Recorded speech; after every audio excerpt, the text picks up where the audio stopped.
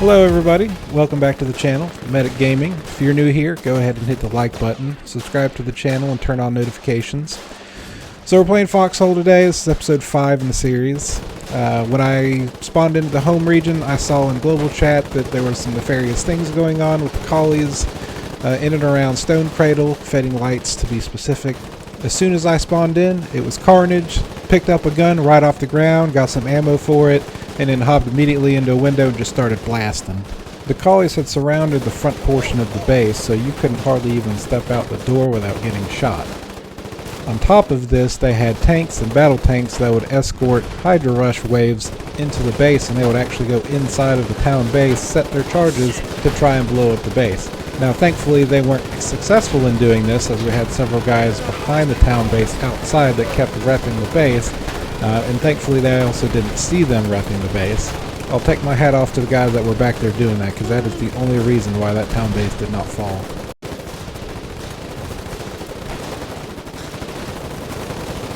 Hydra Rush, Hydra Rush. I've been a privy to many of the battles in Charlie Shard Conquest 16, but this one definitely did not disappoint. I could only describe this as nothing less than a bloodbath. The number of Collie and Warden lives that were lost during this battle were unmentionable. As soon as the dirty Collies determined that they were unable to take our town base with waves and waves of Hydra Rushes, they resorted to one of the most heinous war crimes of all: poisonous gas.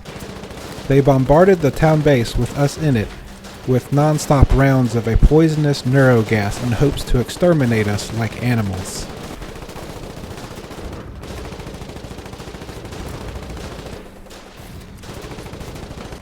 Once nightfall set in, we were able to get a few good shots with AT with the help of darkness, along with a few friendly tanks that showed up to help push them back.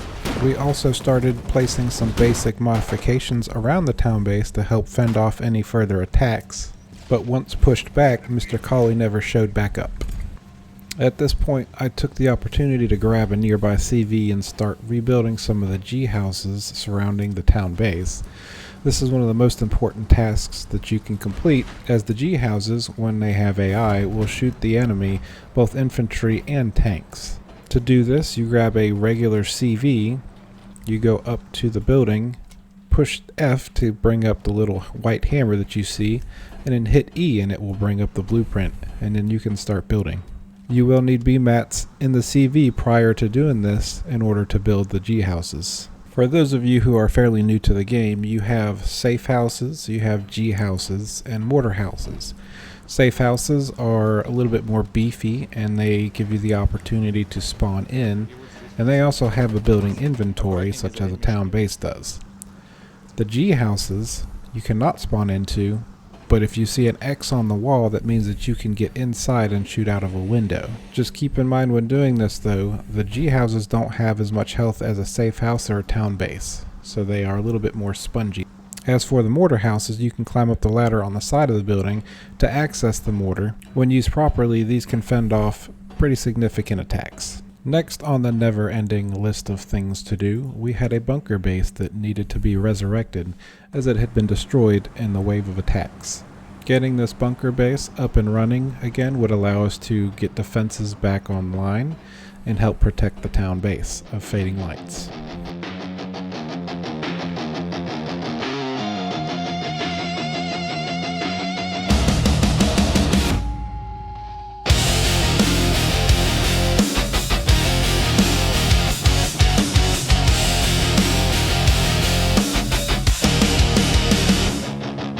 RPGs and PvPs and things that heal you. What's the point if it doesn't help? I'm not the kind to give you all the loot. You never really needed my help. And all the lines I never crossed for you, you crossed them all yourself. They'll say it's all for nothing. It's all for nothing. It's all for nothing. It's all for nothing. It's all for nothing.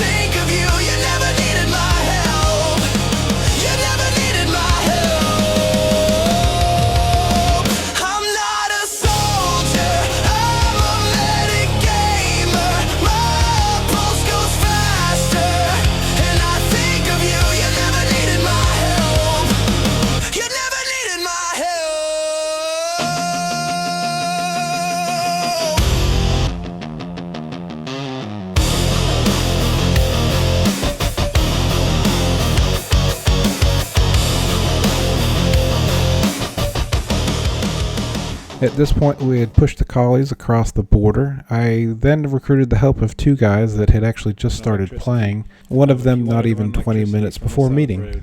I then began teaching them the basics of trenches, to include that of barbed wire and sandbags and how you can use that in your own advantage against the enemy. Once I had instilled in them the basic art of building trenches, we decided to move on to defenses. All of the defenses of this base were previously destroyed in the last attack and needed to be rebuilt. This, however, was not going to be a quick or even easy task, as it required many B-mats and a lot of explosives to get rid of some of the old shells of the defenses. Because the bunker base was only tier 1, we decided to start with building some new defenses closer to the bunker base, and later on we would move to the tier 2 portion of the base. While building the defenses, occasionally they would have questions as to why certain things were done certain ways. One of those questions to which was the garrison at the bottom left, why it was pointed towards the south and not towards the east. I explained to him that the viewpoint of the garrison is a semicircle or half circle, and that if pointed towards the east, part of that would be blocked by the cliff to the north. Therefore, if we point it inwards, we can use a lot more of that space, or the viewpoint. After we had completed building the basic defenses on the road near the bunker base, we decided to move to the front tier 2 portions of the base, to which we needed to get some mammons and surgically remove some of the bunker pieces. These particular bunker pieces were taken out during the attack. Once these pieces are removed or dehusked, we can then turn them into tier 1 pieces, since our bunker base that is connected to these defenses is only tier 1 at the time.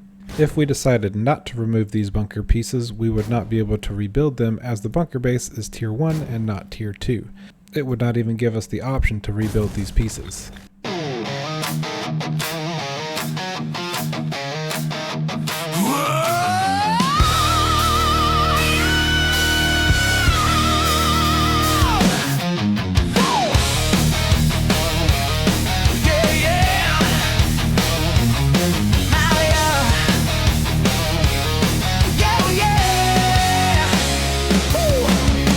Look alive, boys, I'm a medic.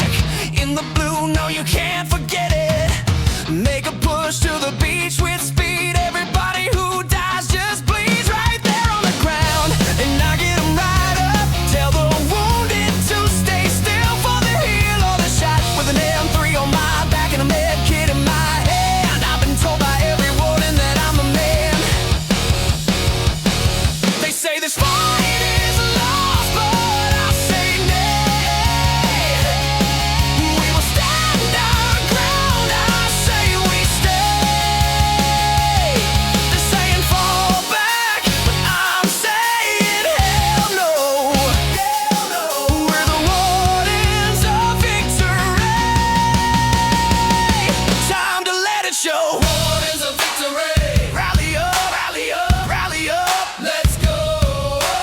Wardens of victory. Rally up, rally up. Let's go.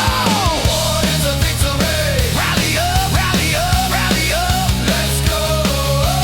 Wardens of victory. Rally up, rally up. Let's go.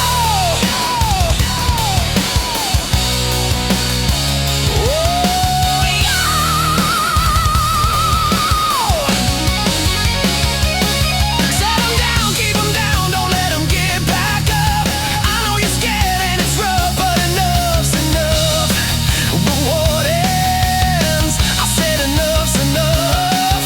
The colonials think they're tough, but they're not like us. I'm not about to be known as a guy who tucked his tail and went home.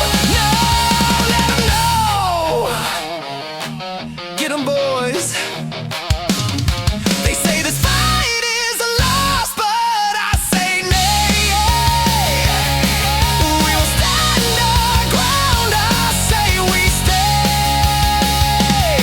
They're saying fall back, but I'm saying hell no. We're the wardens of victory. Time to let it show. Wardens of victory. Once the defenses were built, We returned all spare materials back into the bunker base and also returned the ACV to which we had strategically acquired back to its original owner. And that concludes today's episode. If you enjoyed the video, please hit the like button. Also consider subscribing to the channel and turning on the notifications. If there's anything further that you guys want to see in future videos, please leave a comment down below and I'll see you in the next video.